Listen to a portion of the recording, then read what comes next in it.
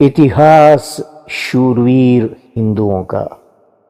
सुनिए मेरे प्यारे दोस्तों, ये इतिहास है शूर्य महावीर हिंदुओं का। इनमें से एक नाम जो हम सब गर्व के साथ याद रखते हैं और इसको हमेशा पूजते हैं, वैसे थे बाजीराव पेशवा। वे आशिक नहीं, अद्वितीय योद्धा थे। जिस व्यक्ति ने अपनी आयु के 20वें वर्ष में पेशवाई के सूत्र संभाले हो, 20 वर्ष मात्र, 40 वर्ष तक के कार्यकाल में 42 युद्ध लड़े हो और सभी जीते हो, यानी जो सदा अपराजेय रहा हो, जिसके एक युद्ध को अमेरिका जैसा राष्ट्र अपने सैनिकों को पाठ्यक्रम के रूप में पढ़ा रहा हो, ऐसे परमवीर को आप क्या कहेंगे? आप उसे नाम नहीं दे पाएंगे, क्योंकि आपका उससे परिचय ही नहीं। सन 18 अगस्त सन 1700 में जन्मे उस महान पराक्रमी पेशवा का नाम है बाजीराव पेशवा, जिनका इतिहास में कोई विस्तृत उल्लेख हमने नहीं पढ़ा। हम बस इतना जानते हैं कि संजय लीला भंसाली की फिल्म है बाजीराव मस्तानी। अगर मुझे पूछने में देर हो गई तो इतिहास लिखेगा कि एक राजपूत ने मदद मांगी और ब्राह्मण भोजन करता रहा। ऐसा कहते हुए भोजन की थाली छोड़कर बाजीराव अपनी सेना के साथ राजा छत्रसाल की मदद को बिजली की गति से दौड़ पड़े। धरती के महानतम योद्धाओं में से एक अद्वितीय, अपराजेय और अनुपम योद्धा थे बाजीराव बल्लाल। छत्रपति शिवाजी महाराज का हिंदवी स्वराज्य का सपना जिसने पूरा कर दिया तो सिर्फ बाजीराव बल्लाल भट्ट जी ने। दरअसल जब औरंगजेब के दरबार में अपमानित हुए वीर शिवाजी आगरा में उसकी कैद से बचकर भागे थे, तो उन्होंने एक ही सपना देखा था, पूरे मुगल साम्राज्य को कदमों पर झुकाने का, मराठा ताकत का एहसास पूरे हिंदुस्तान को करवाने का। अटक से कटक तक, कन्याकुमारी से सागर माथा तक केसरिया लहराने का और हिंदू स्वराज लाने का सपने को पूरा किया ब्राह्मण पेशवाओं ने, खासकर पेशवा बाजीराव प्रथम ने। इतिहास में शुमार अहम घटनाओं में एक ये भी है कि 10 दिन की दूरी बाजीराव ने केवल 500 घोड़ों के साथ 48 घंटे में पूरी की, बिना रुके, बिना थके। देश के इतिहास में ये अब तक 2 आक्रमण ही सबसे तेज माने गए हैं।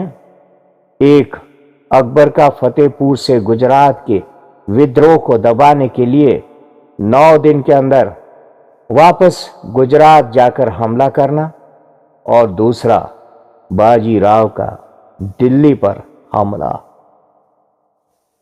देश के इतिहास में यह सबसे तेज हमला बाजीराव के द्वारा दिल्ली पर हुआ था। बाजीराव दिल्ली तक चढ़ आए थे। आज जहां तालकटोरा स्टेडियम है, वहां बाजीराव ने डेरा डाला। 19-20 साल के उस युवा ने मुगल ताकत को दिल्ली और उसके आसपास तक समेट दिया था। 3 दिन तक दिल्ली को बंधक बनाकर रखा। मुगल बादशाह के लाल किले से बाहर निकलने की हिम्मत ही नहीं हुई। यहां तक कि 12वां मुगल बादशाह और औरंगजेब का नाती दिल्ली से बाहर भागने ही वाला था कि उसके लोगों ने बताया कि जान से मार दिए गए तो सल्तनत खत्म हो जाएगी। वो लाल किले के अंदर ही किसी अति गुप्त तहखाने में छिप गया। बाजीराव मुगलों को अपनी ताकत दिखाकर वापस लौट गए। हिंदुस्तान के इतिहास के बाजीराव बल्लाल अकेले ऐसे योद्धा थे जिन्होंने अपनी मात्र 40 वर्ष की आयु में 42 बड़े युद्ध लड़े और एक भी नहीं हारे। अपराजेय, अद्वितीय।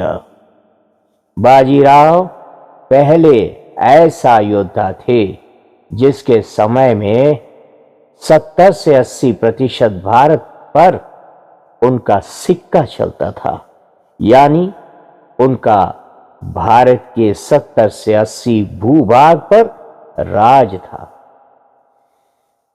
बाजीराव बिजली की गति से तेज आक्रमण शैली के कला में निपुण थे, जिसे देखकर दुश्मनों के हौसले पस्त हो जाते थे। बाजीराव हर हिंदू राजा के लिए आधी रात मदद करने को भी सदैव तैयार रहते थे। पूरे देश का बादशाह एक हिंदू हो, ये उनके जीवन का लक्ष्य था, और जनता किसी भी धर्म को मानती हो, बाजीराव उनके साथ न्याय करते थे। आप लोग कभी वाराणसी जाएंगे तो उनके नाम का एक घाट पाएंगे जो खुद बाजीराव ने सन 1735 में बनवाया था। दिल्ली के बिरला मंदिर में जाएंगे तो उनकी एक मूर्ति पाएंगे।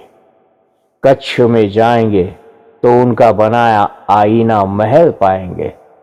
पूना में मस्तानी महल और शनिवार बाड़ा पाएंगे।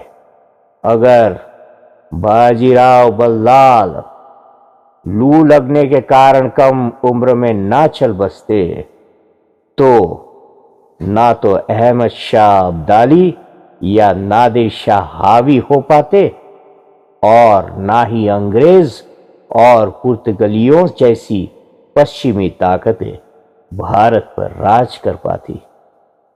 28 अप्रैल 1740 को उस पराक्रमी अपराजेय योद्धा ने मध्य प्रदेश में सनावद के पास राव रखेड़ी में प्राणोत्सर्ग किया।